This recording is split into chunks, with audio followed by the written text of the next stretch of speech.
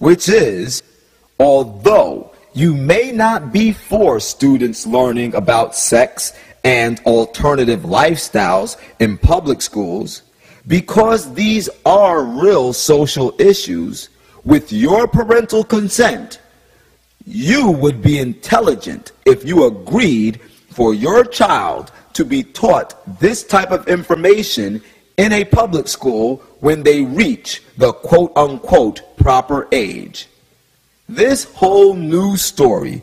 was intended to take a bite out of your Christian value system. And as I stated earlier, this whole process is repeated over and over again until you completely receive a new belief system. So as you continue to watch the Fox Network, which airs programming such as Family Guy and The Simpsons, which are cartoons that boldly depict scenes of sexuality, cross-dressing, and homosexuality, the Hegelian dialectic continues and continues until you willingly submit to Satan's system.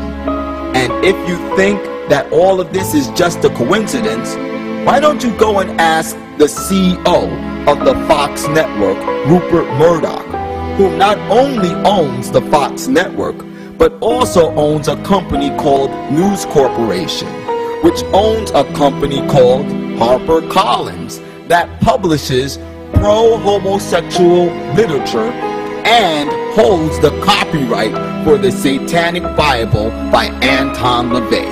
Oh yeah, by the way, Rupert Murdoch also happens to be one of the world's largest producers of pornography, and he claims to be a born-again Christian, and his pastor is none other than Rick Warren, the same Rick Warren that supports, like Obama, the civil union of homosexuals, and is the author of the #1 seller, The Purpose-Driven Life and The Purpose-Driven Church. I wonder what purpose Rick Warren is really teaching in those books.